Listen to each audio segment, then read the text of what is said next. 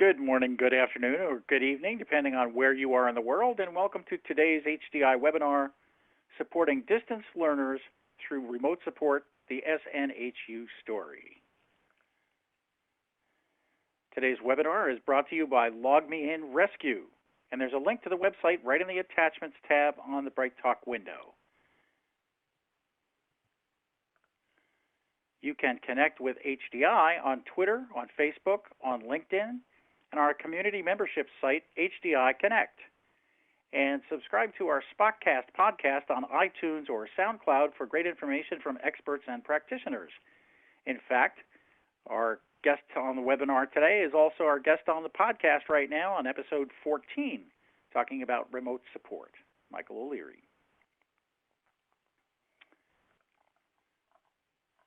I'm Roy Atkinson, the HDI Senior Analyst. We have just a few housekeeping announcements before we begin.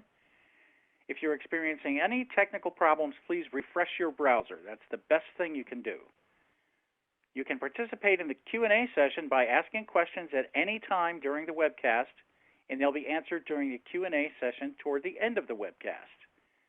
You can download the slides from today's presentation by opening the Attachments tab on your BrightTalk screen, and be sure to check out the links you'll find there as well. There will be an audience poll, and you can respond in the Vote tab by the presentation window. Remember that today's webinar will be available on demand shortly after the completion of the live webcast, and you'll receive an email reminder that it's available, so you can share it with your team or view it again. The slides will advance automatically throughout the event.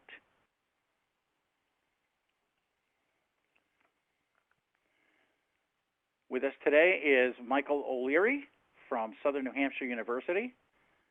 He's a Client Services Manager, and SNHU is Southern New Hampshire University, and I've heard Michael pronounce it as SNHU, so be prepared for that. Michael has been in the IT support industry for 14 years. He has a bachelor's in information technology from SNHU and is also a certified Scrum Master. Now, before we start our discussion, we have a one-question poll for you. So let's go ahead and put that poll in the field.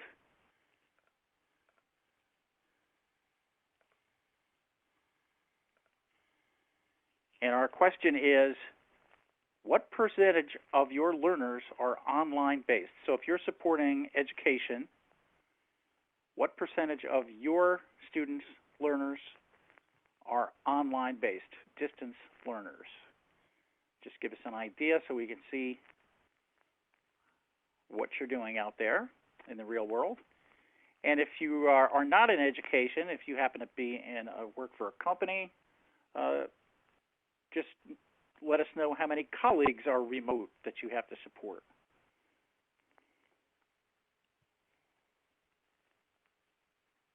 Okay. I'm going to let the voting go for another few seconds, and then I'll stop it. And we'll wait a second for the poll to tabulate, and then we'll see what the answers are. Okay, interesting. About 22% of you have less than 10% remote support. Oh, it tabulated again. So about 20% of you, less than 10%. About 30% of you, 25%. About 18% of you have 50% distance support. And 27% have somewhere between 50 and 75%. So that's pretty broad range, but you are doing a lot of remote support at this point. So let's talk a little bit about how things are in education. I'm going to show you some information based on HDI research. Thanks for participating in the poll. Three types of customers or users in higher education. Students, and they're somewhat tech savvy, probably more savvy than most of us because they're digital natives. They've been brought up with all the different connectivity options and technology options.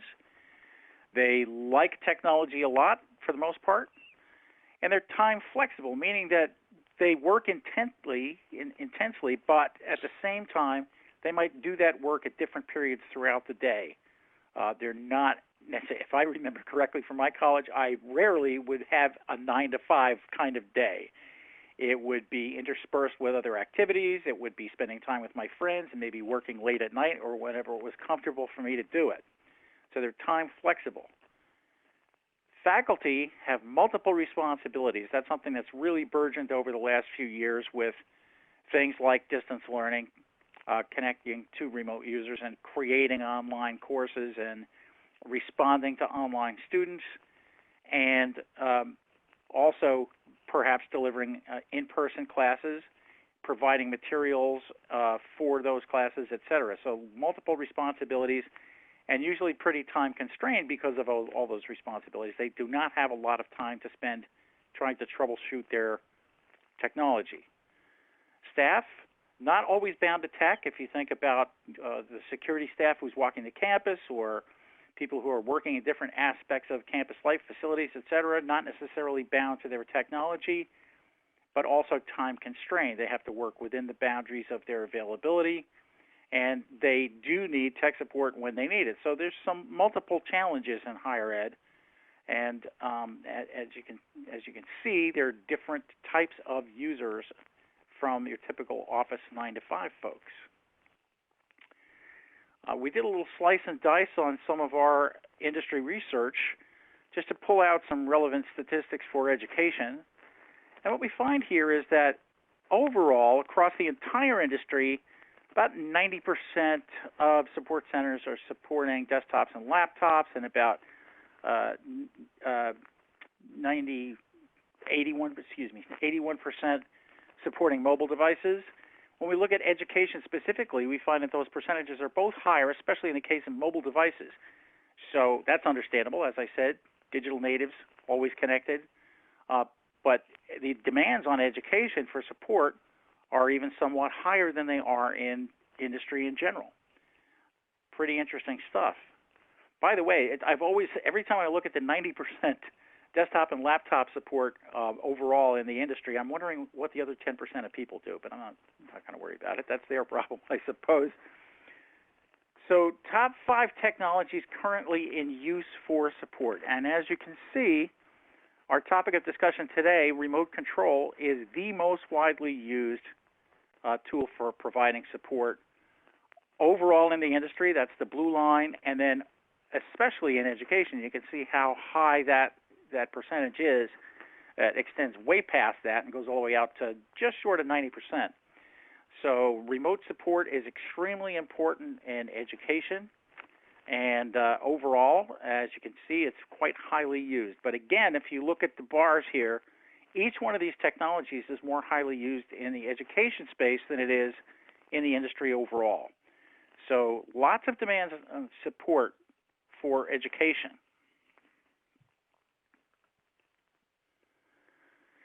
The key factors motivating new technology implementation and upgrade. So why are organizations going out and spending money, investing resources and time and money into new technologies? And again, as you can see here, the orange bars for education are higher than they are for the industry overall. There's a great effort to improve the customer experience, and that is really the big driver of changes in technology these days. Every CIO will tell you the same thing, is that they're trying to improve the customer experience, whatever that experience has to do with, whether it's industry or education. Then there's also continual process improvement, and cost, of course, is always a driver, and as you can see there, the education bar is quite a bit higher. Education budgets are periodic. Sometimes they're tied to state budgets, they're tied to legislative sessions, they're tied to funding rounds in terms of their trustees and so forth. So they have to be very careful about how they spend their money, and that's one of the key factors, is always cost. There's life cycle replacements. They're about the same for education and the industry overall, but still education is a little bit higher. And expanded services. That's something that we see a lot around the industry these days, is in light of the increase in enterprise service management, where we're not only supporting IT issues, We also may be using the same tools to try to support HR, facilities, finance, et cetera, and that's certainly also true in the education space, where you might be supporting administrative users and students and staff and faculty, as we just said, but across the different units in the university. So lots of demand on various types of services that might be offered. And it's always important to understand your customers and users. So distance learners, and I have been one, distance learners have different kinds of demands from even folks on campus. And I mentioned that students have that flexible type of lifestyle, but a lot of distance learners have full-time employment. They might have kids to take care of. They might have other family needs. They might be a caregiver for older parents, et cetera. And so they're extremely time constrained. That was the case for me. I had a relatively short amount of time in which to accomplish my academic goals, and it's exceedingly important that these folks get attention on their issues rapidly, that they get them resolved rapidly and efficiently. And that's what we're going to talk to Michael about today. And Michael has some good stats for us from Southern New Hampshire University. And Michael, take it away. Thank you for that introduction, Roy. Southern New Hampshire University vision is to transform the lives of learners ever since 1932. Since then, we've been expanding the boundaries of higher education, making sure that we have an affordable, high quality, and innovative pathways for our learners. This is being achieved by offering certified programs, upfront course costs, and providing courses like our aeronautics program. Our goal is to meet the needs of every learner based on their success and the learner's success by supporting our staff, faculty, and most importantly, our students. As we continue this presentation, I want you to keep in mind the information on this slide. This slide shows the growth between 2008 and 2018. Currently, we have 130,000 online students, 3,000 campus students, 100,000 alumni, and over 6,000 remote staff and faculty members.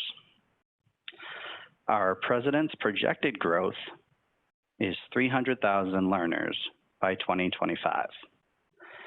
As another point of reference, 2013 was the start of our technology help desk utilizing LogMe and Rescue.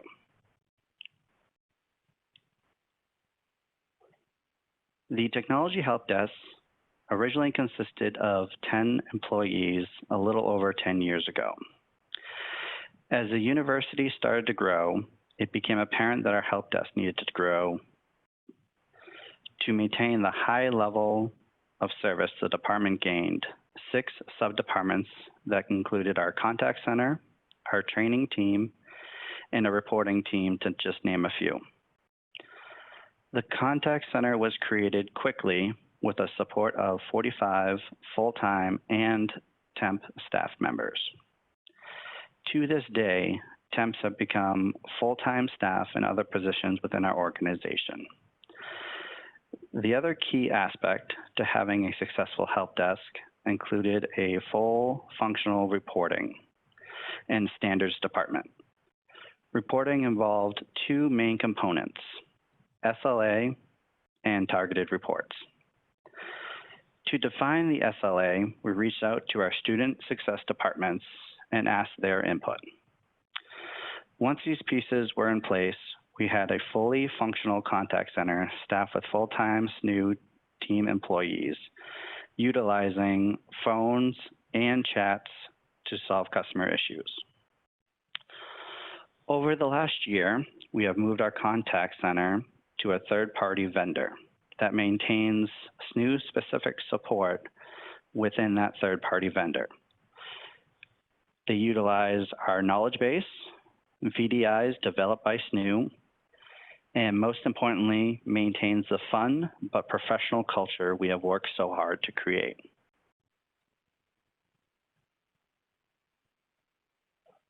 Since Paul LeBlanc took over in 2003, SNHU has gone from a little-known third-rate undergraduate business school with 2,800 students, no endowment, and a budget that was barely in the black, to America's biggest university by an enrollment of 97% of its students online. SNHU runs an online competency-based education program that serves over 1,000 refugees in Rwanda, Malawi, Kenya, Lebanon, and South Africa. The future goal is to educate 50,000 in 20 locations by 2025. For more information on the SNHU initiatives, you can also check out the Forbes article that our president puts out. With over 180,000 people to support, we manage against our business unit's expectations, user satisfaction, and overall customer experience. We manage an unpredictable volume of support that can be 500 support requests one day and 900 the next. With increasing growth, this challenge will become more difficult. Customers expect to be supported right now since they are reaching out at this moment. The expectation is to be very urgent, and the reality is if we are unable to support that customer quickly, they may fall behind in their scholastic learning and possibly decide that Southern New Hampshire University is not the school for them.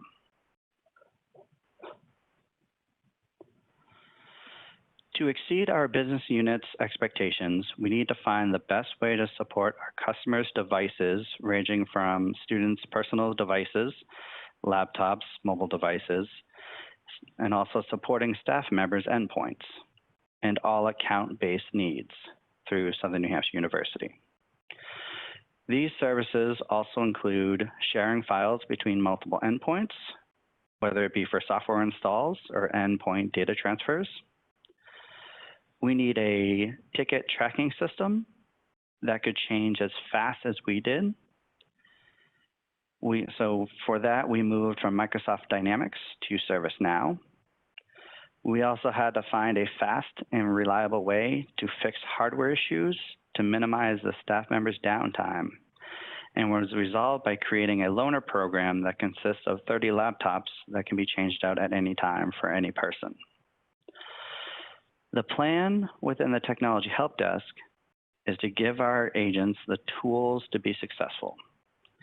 Retaining staff is key to our success also, by providing weekly one-on-ones to go over their work from the previous week and what we can do to help them excel and prepare for their future endeavors.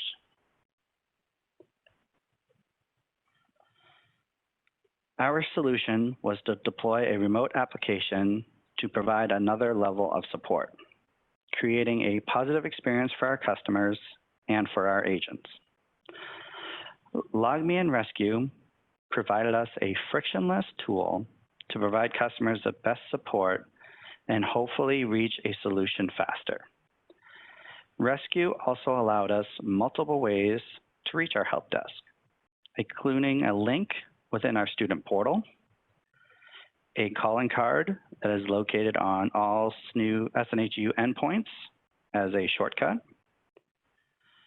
Rescue has many tools to support a variety of devices, directly sending files within the application, and even identify hardware issues, whether they be within your control panel or utilizing Rescue Lens to see physical hardware issues with a device. To provide the support, we created a website customers can access to review basic knowledge-based articles, how to contact us via phone, create their own support request, and directly connect through a chat technician from the website.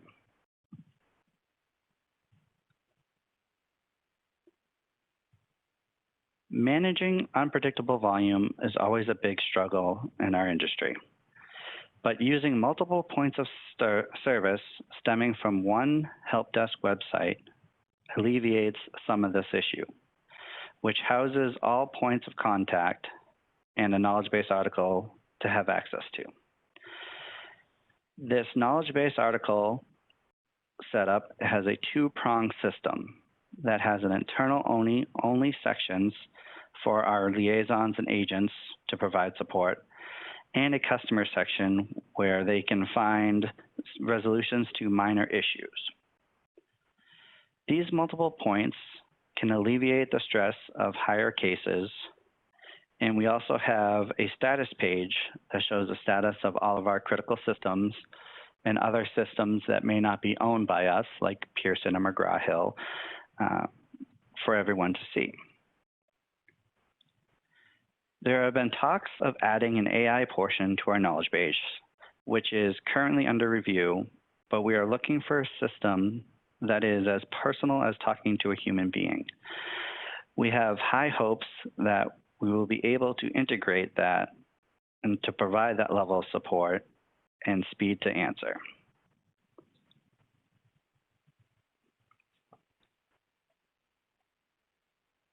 Password resets is one of the most common problems and can also be the most time-consuming service to provide. Since we do not have a password reset tool due to security complexities, we have created a password reset team that only deals with password resets. Since we are going through a new password policy, we are getting a larger amount of calls on this issue every day that is supported by this team. The small team is designed to keep the length of the call short and reset the password. And if any further issues come up, they are able to escalate to a higher level team for support. We also have a lockout issue with our colleague UI. Since it is a floating license and a strict 15-minute lockout, we have issues with people getting locked out, going on lunch and break. There is a remediation plan for after 20 minutes, the lockout is released, but due to our staff members needing to get into their job right now, this caused a problem with how to support these staff members quickly. Luckily, using LogMe and Rescue and the calling card that is on their desktop, it pulls up a form that you can set up for any common issues you'd like. And one of the things that we have on ours is it asks for your colleague ID. This is the only piece of information we need from our customer to unlock their account. So by the time that their chat is connected, the technician has already unlocked their account and they're ready to get back to work, saving precious time for our staff member and our technician to get on to another request.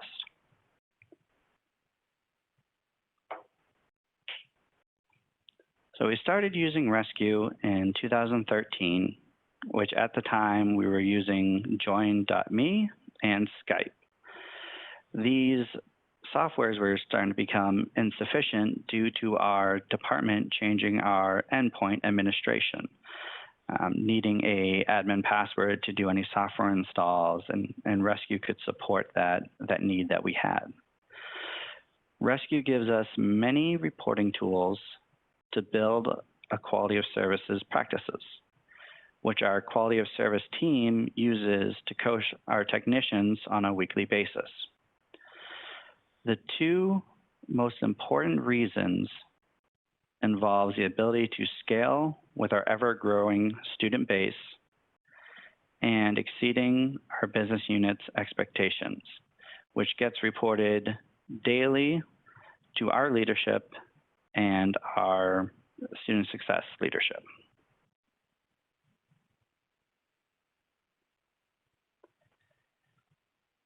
These expectations stem from our business unit onto our SLA.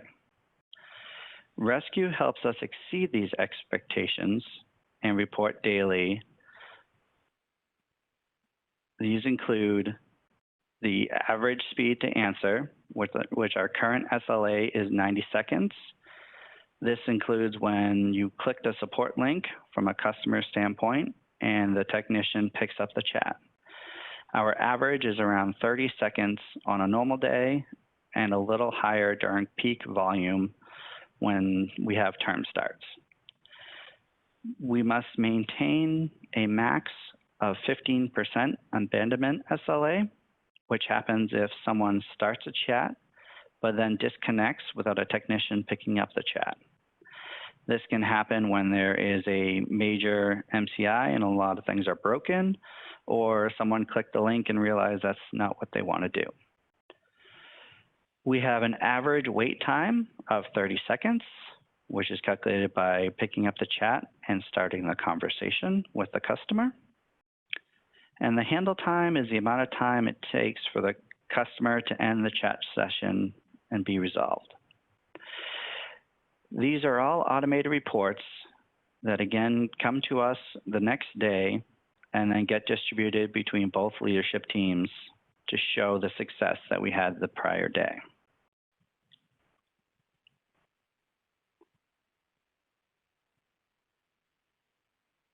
Now, I'd like to share a couple of SNHU stories that we've had over the last couple of years. An advisor reached out on behalf of a student that was having issues dropping one of their courses. Once the student was connected with the technician, they started a remote session to better support the student and walk through the process of dropping a course. While doing so, the student mentioned the reason they are dropping the course was due to a technical issue within the course. After some time, the technician was able to solve the student's issue within the course, which in turn made the student decide not to drop the course. They admitted to being nervous about calling the help desk, but after this experience, they will reach out with any other issues. Another student would reach out every week without fail. They would have issues with formatting with many of the Office applications, and they had the scholastic ability to do the work, but would have to reach out every week requesting for a remote session to ask a couple of questions about formatting and other issues within the program. They would reach out every week and ask the technician to start a remote session before any other question was asked. We did this every single time until the person graduated. And on the month they graduated, they offered the technician a chance to meet at graduation and to thank them personally for the experience that they've had over the last couple of years with their support. A student with minimal network connection for a few weeks reached out with an issue downloading special software on their machine. And to bypass the issue, the technician reached out via LogMe and Rescue and did a data transfer through the application.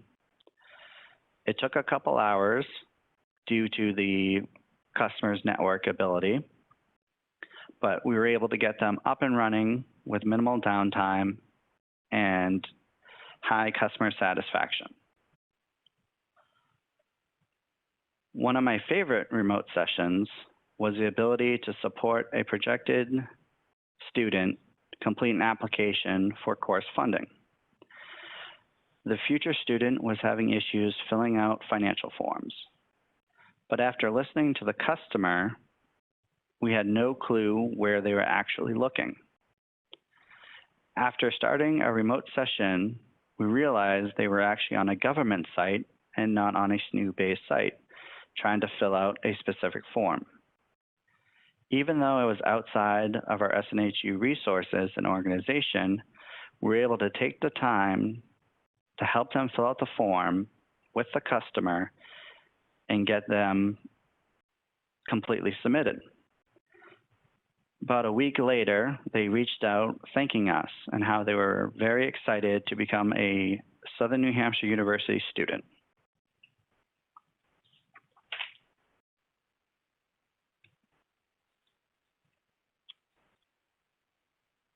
Rescue has also given us the ability to seamlessly grow with our department. When we started using Rescue, we had 10 agents supporting 50,000 students. And today, we have about 75 agents supporting 180,000 students. Other features in our pipeline includes the ability to integrate Rescue workflow into ServiceNow, our CRM application. ServiceNow integration will be used to save time for the technician by importing the rescue session into the ticket. This allowing us to save time and allow the technician to support another customer. We have also started integrating Rescue Lens into our Tier 2 support for remote staff members that may need help setting up their remote equipment, which could include a dock, monitors, and other peripherals. Rescue will also allow us to plan for future growth, including our international support to create a reliable support system for those learners.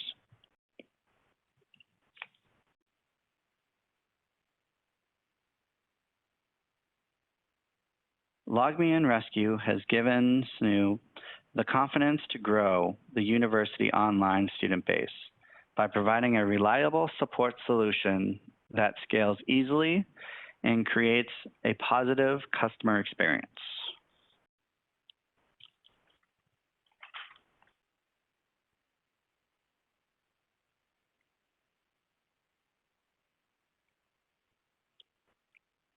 Great, thanks, Michael.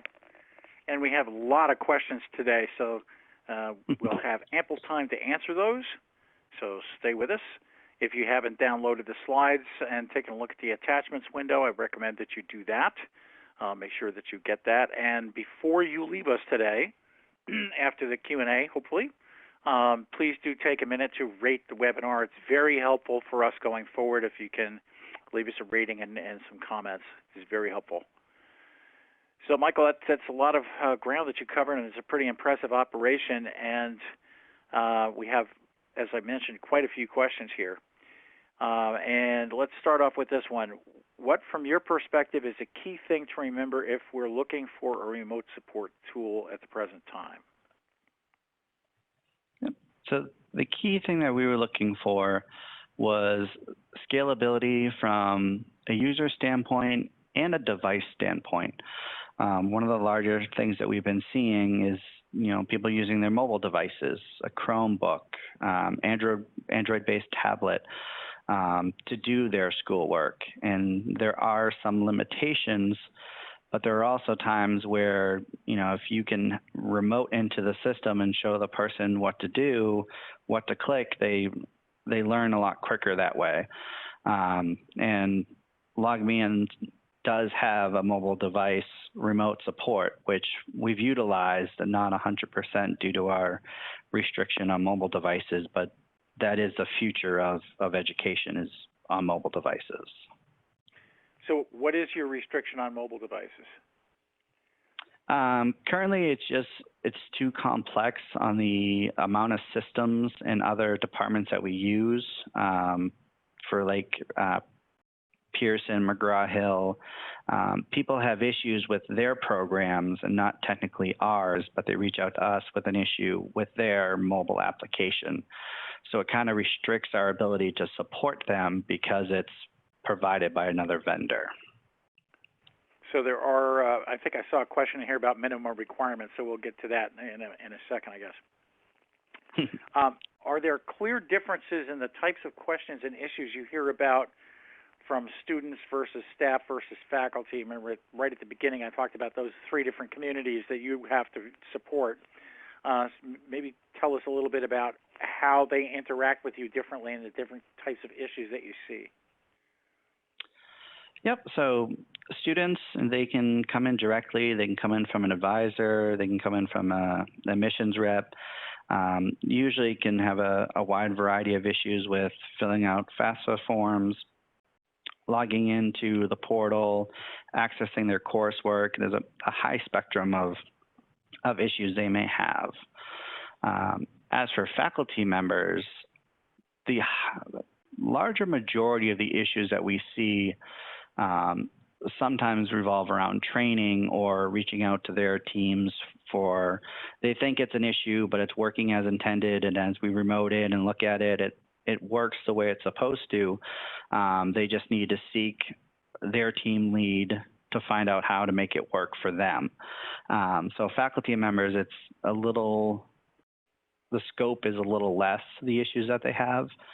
And then staff members have a wide variety of issues that they could be having due to the large amount of software we support, which I think at the last count we had over 600 pieces of software within our organization that we utilize. So the scope for the staff can be a lot larger, and the time frame that they look to be resolved is a lot shorter because of they need to get back to their job. Right, that time constraint that I was talking about at the beginning, yeah. Different communities, different needs. Good. How do you go about onboarding remote students? How is the remote tool put on their computer or device, for example? So remote students, they access everything through this SNHU portal.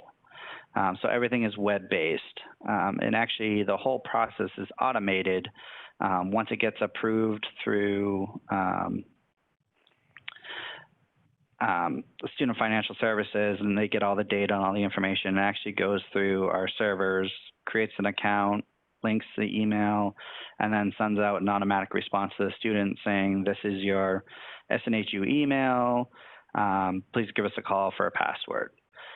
So we don't actually put anything on their computer in the sense of technology unless they call in and they need like Microsoft Word or Excel and PowerPoint. That's all provided by Southern New Hampshire University. Okay, cool. Thank you. You talked about your self-service and self-help. Can you tell us how much that's utilized? Do you find your users taking advantage of it? Yep, so that's within ServiceNow, and it actually does have a viewing counter for every knowledge-based article we have out there.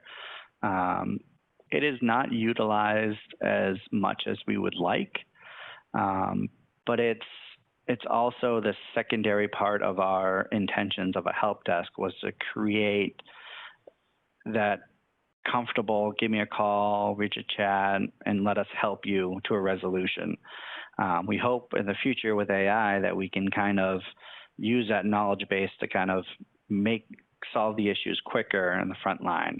But currently the use is limited.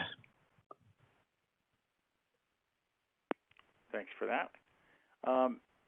You mentioned calling card, and maybe you can explain to us a little bit about how that works and why it's there. Yep. So the SNHU calling card is a normal application that you can see on the desktop. For us, it's a blue plus sign, and then underneath it says SNHU Technology Help Desk. What this allows us to do is kind of target our support for staff members that have our endpoint. So we can gather basic information like what is the person's name? What is their affiliation? We have multiple parts of our organization, whether it be CFCE, CFA, UC, US. These are all separate parts of our organization. And their email address. So this is our basic information that gets transmitted to the technician before the chat even really gets connected. So you can already start a personal conversation with the person. And if we added our colleague ID section so that if they fill that out, we know they're locked out a colleague. So by the time they get connected, we can say, thanks for reaching out. I unlocked this. Have a great day. You're awesome. You too. And have a great day. But it also is utilized for any type of technical issue a staff member will have. And depending on the day, sometimes our contact center can be bogged down with calls. This allows them to connect directly to a technician. Okay, great. Thank you. Michael, you mentioned that SNHU has a password reset team, which is a little bit unusual, I think. And you mentioned that there were security issues with having automated password reset. Can you tell us a little bit more about that? What was behind the question is, what was behind the decision to set up that password reset team? Yep, so we are a little behind in standards for password policies. So we're pushing through about 6,000 or 7,000 password reset pushes every couple of weeks, which I think we're at the tail end. But we've seen a lot of issues with people getting into older accounts or accounts that haven't been used in a while and sending out emails that are phishing that make it difficult for a normal user, looks at it and it shows us new email. And we've tried to find a couple of applications to mitigate that issue and be able to do the password reset. But currently we utilize the information that the person gives us. So it's information that you wouldn't find in a person's email, you wouldn't find it in their bio. It's information that they give us that we can make sure that the person that we're talking to is the person we're resetting the password for.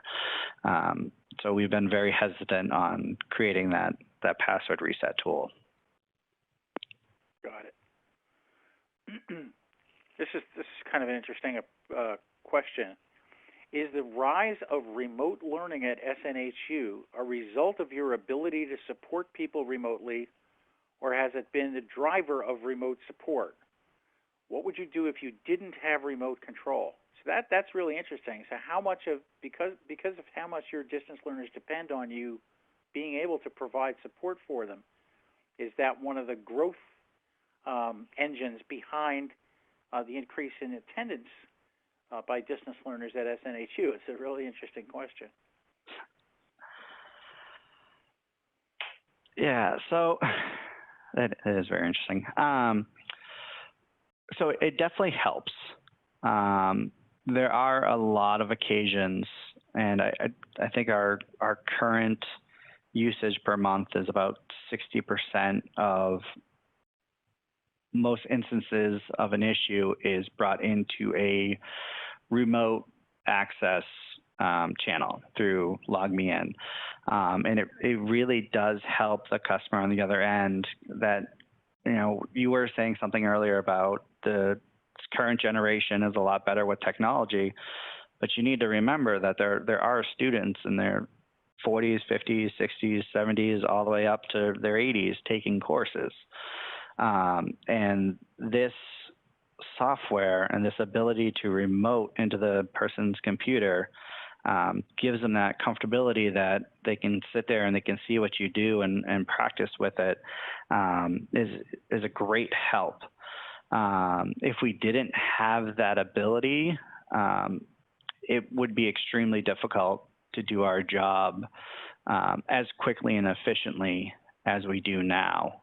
And the customer responses that we get back kind of include the level of service, the tools used, and the resolution, if it is usually high remarks. Okay, great, thanks. This one says, amazing focus and objective globally for education. You talked about some international students, et cetera, that you have. Technology can give us an amazing reach as long as our communication and remote learning matches cultural and learning needs of the specific country. That's a tricky thing to do. What are some of the key actions you've taken to address this? So do you have some cultural advice for your analysts or taking care of people internationally or anything like that? Well, the biggest thing is to hire people over there to support them, and that's what we did. We have currently 3 technicians that'll be working that area, and they'll actually be here in the next couple of weeks to get their training, their devices, their login information, And then they'll actually be overseas supporting the people that need that help. The biggest obstacle with that that we're looking into now is how to provide a timely support, because the people that are over there supporting are kind of lower level of knowledge of what we use in our software and stuff like that. So if they have a question to escalate, it could take up to 12 hours for our team in the United States to see that. So there are a few roadblocks, but I think with having the technical support over in that location, it's going to have an easier bridge to cross. Great, thanks. This one is about minimum technology requirements for your students, or are you just supporting just about anything they bring with them or use at their location? And I think you mentioned before that the major learning platforms that you use may not work well on certain devices or other devices. So do you set that expectation that those are the platforms that are required for students to use, and that the requirements to use those are your minimum requirements? Yeah, so we do have a page in our portal, SNHU.edu, that kind of states what our basic requirements are for a PC and a Mac. But no matter what happens or what comes in, we do always give it our best try. So in theory, we don't support mobile devices, which also includes a Chromebook, but we have taken the time to help a student and give them a VDI so they would be able to do their coursework. So we don't support it, but we give it our best effort, just because, again, it's a student experience. We want to make sure that we try our best to help them succeed. And speaking of that, there's a question here about how do you measure customer experience, so in your case, student experience, for your online learners? Yeah, so those are mainly based within our student success programs, numbers graduated and that kind of stuff. But we do base it on comments back from student success, because they may reach out to their advisor and say they contacted the help desk the other day, did a really good job. It's difficult when you're in a department that doesn't really bring in people, but you're there to retain the people that you have. So basing the numbers off of how many students signed up for courses and passed them, it all gets mixed in. Great, thanks. This is an interesting one. It says sometimes over distance we have Mother Nature to contend with. Remote control is great, but are you ensuring support people how to talk through the visualization of questions, descriptions, etc.? In other words, if you lose connectivity during a remote session or you can't connect remotely, do you train your support folks to be able to walk through things visually as much as possible with the end users? Yep, that's usually the number one thing we do during training, because of the access that we have. A lot of times we have the ability to see what they're trying to access. So we always, tell them if it's something that you have access to, pull it up on your screen and walk through the steps with the person, explaining what you see on the desktop, make sure their desktop looks the same as what you're looking at, and then anytime you type something in or put in login information, to make sure to identify that the person is putting in their login information, their password, where to look, where to click, and that kind of stuff. So we do have those people that come in and they work on a government PC. Well, we can't remote into that because of their protocols. So we still see a lot of that type of technical support within our industry. Great, thank you. I have seen this happen, by the way, when I was running a desktop support team. Are students blaming your school for issues on their PC after your techs remote in? I have handled this particular issue with customers. I know exactly where the question's coming from. So, Michael, can you address that one? Do people blame you after somebody remotes in? Oh yeah. But again, you sympathize with the customer, and then you find a way to help alleviate the issue. Taking a look at the machine, and it stinks because the best route to take is to do another remote session and see what's going on with their machine. But 9 times out of 10, there's always something that we can show them and say, hey, it looks like after our conversation, you downloaded this. Do you know what this is? And they're like, well, I had no clue what this was. So we do take the time and we try to go through and resolve the issue. There has been a couple of times where people have just been downright miserable about it. And we offer them compensation for their PC. It doesn't happen very often, but again, we always do our best to promote student success. So we go out of our way to do those resolutions. Thanks. Do your students have to give permission to the school prior to remote control? If so, how do you handle it? Yep. Every time we start a remote session, it asks the end user for permission. One of the things we've had to add into our process of starting a remote session, and because a lot of times people are having an issue with their webcam because they have to do a presentation for a course, is reminding the student that once the remote session starts, if the webcam is on, we can see in their room or where they are. So we try to add that within it. But to connect the remote session, it always asks the end user. And some people always click no because they don't even realize what's going on. So then we have to send it again. So they do get that pop-up. Well, I guess a default no from the end user perspective is better than a default yes, right? You know, people clicking yes to anything that appears on their screen, obviously. So where do you see, this is kind of a general question for you, where do you see the higher ed industry going in the next 5 to 10 years, and how will that affect how you support students and faculty? And based on some of the growth numbers that you were talking about earlier, I would guess that you can predict that a little bit anyway. Yeah, so my job right now is we work in a strategic part of the technology help desk. So we administer LogMeIn. We also try to find ways how can we get the customer's issue resolved sooner, because at some point, if you look at the numbers, if we're going to double our learners in 5 years, now you're going to double your staff. That's not a logical way to do things, because you want to kind of increase your support without having to add that personnel.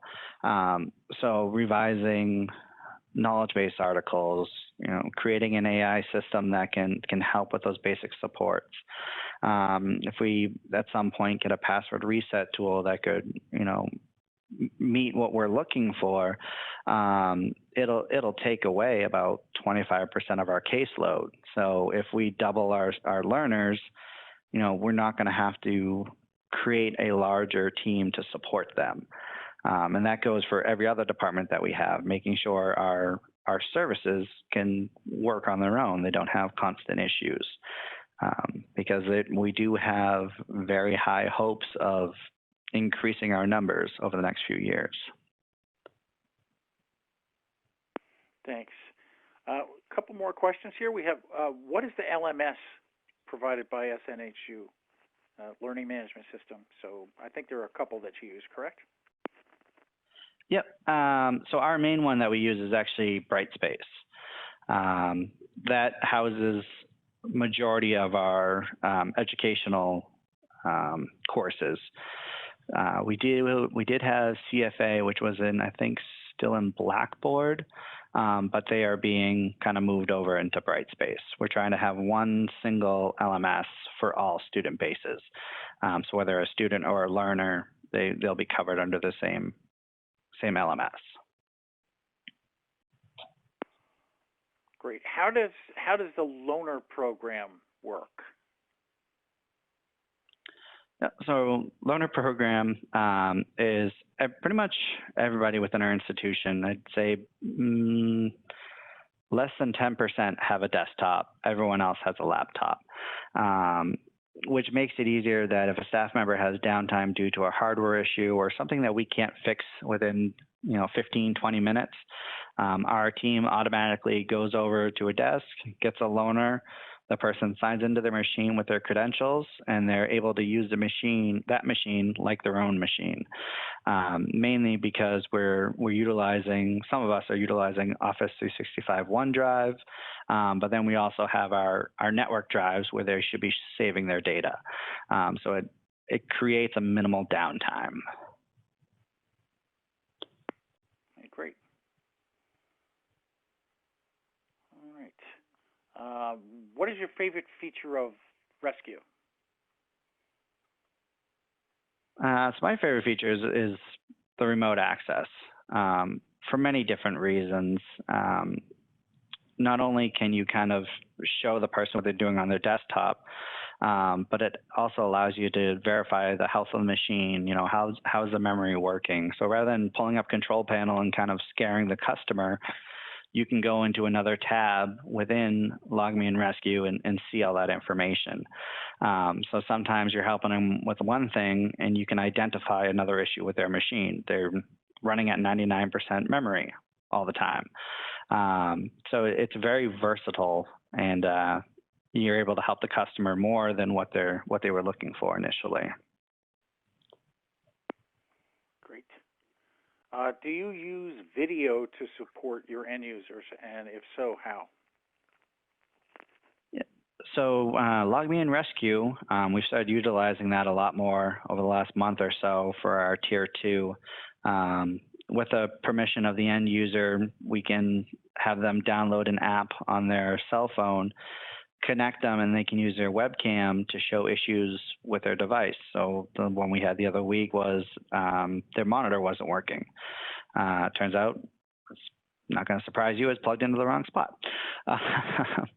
So being able to take that time to get them, we were able to resolve it within 10, 15 minutes, whereas if it happened a couple months ago, we probably would have just had them send the monitor back. We would have sent them a new one and probably would have had the same issue. So that it helps us to troubleshoot and verify what's going on.